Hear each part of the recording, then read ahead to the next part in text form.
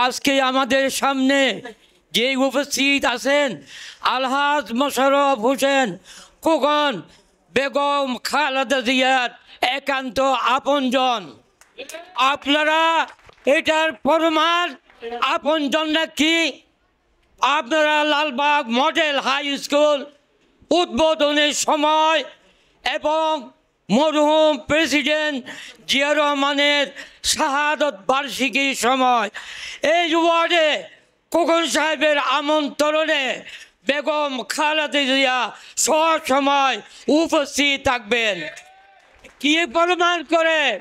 অনেক ওয়ার্ড আছে ঢাকার মধ্যে, অনেক থানা আছে, কোনো থানার মধ্যে এরকম চেয়ারম্যান সাহেবের সাথে যেই রকম সময় দিছে বেগম খালেদা জিয়া এইরকম কোনো থানার মধ্যে দেয় নাই। আপনারা এটা চক্ষু প্রমাণ, আমরা যারা পুরান আছি আমরা জানি।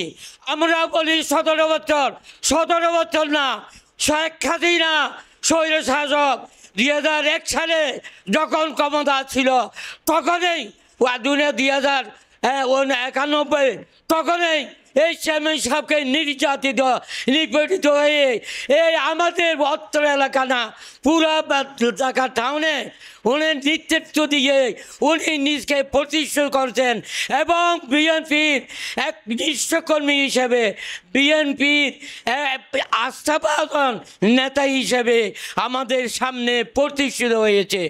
আপনারা এক কথা বলি, সম্মুখে বক্তব্য সংক্ষেপ করব। আজ কয়েকজন নির্বাচন করার জন্য চেষ্টা করতেছেন, এটা হলো স্বাভাবিক কথা।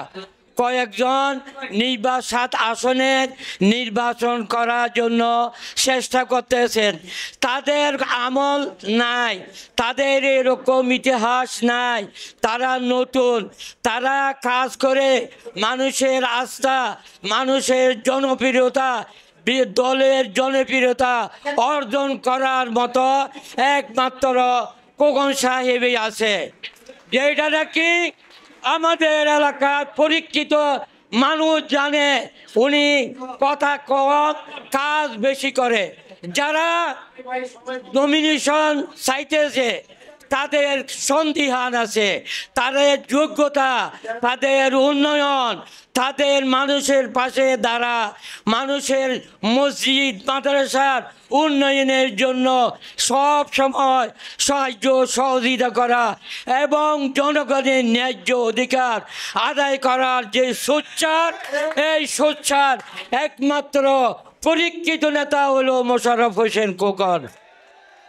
আপনাদের কাছে আকুল আহ্বান জানায়, শহীদনগর 2 লাখ মানুষ, 44,000 ভোটার আছে। আল্লাহ যদি ওনারে যদি নমিনেশন আমরা পাই, আমি আপনাদের কাছে আহ্বান জানাই 1 লাখ লোক, 2 লাখের মধ্যে 1 লাখ লোক নিয়ে আমরা মিছিল করবো ইনশাল্লাহ।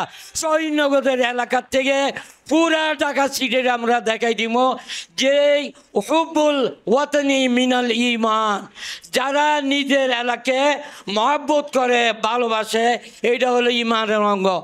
আমরা খোকন সাহেবের যে এলাকার প্রতি মায়া মহব্বত, এলাকার প্রতি যে আন্তরিকতা, এর আমরা নমিনেশন পাওয়ার পরে এবং আগেও আমরা পুরা দেশবাসীকে দেখাই দিব যে এলাকার লোক খোকন সাহেবের সাথে আছে এবং খোকন সাহেবের জন্য সব সময় নিবেদিত প্রাণ হিসেবে কাজ করার জন্য প্রস্তুত আছে। আমি আমার বক্তব্য সংক্ষেপ করে আগামী যে জাতীয় সংসদ নির্বাচন, এই নির্বাচনে আমরা সবাই দোয়া করি, আল্লাহর কাছে দোয়া করি, প্রার্থনা করি খোকন সাহেবের আল্লাহ যেন সুস্থ রাখে, হায়াত দরাজ করে এবং এই নমিনেশন আল্লাহর পক্ষ থেকে, যেন বিএনপির উচ্চ পর্যায়ের নেতৃবৃন্দের দিলে আল্লাহ যেন পয়দা করিয়া দেয় যে উনি যেন নমিনেশন পায়। নামাজ পড়ে সব সময় আমরা এই দোয়া করবো এবং উনি আশা করি আল্লাহ দিলে আপনারা সবাই আনন্দিত থাকেন এবং উনি ইনশাআল্লাহ নমিনেশন পাবে, এইটা আমরা নিশ্চিত। আপনাদের সবাই ওনার সাথে কাঁধে কাঁধ মিলিয়ে আরও বৃহত্তম মিছিল করার আহ্বান জানিয়ে আমার বক্তব্য শেষ করেছি। আসসালামু আলাইকুম।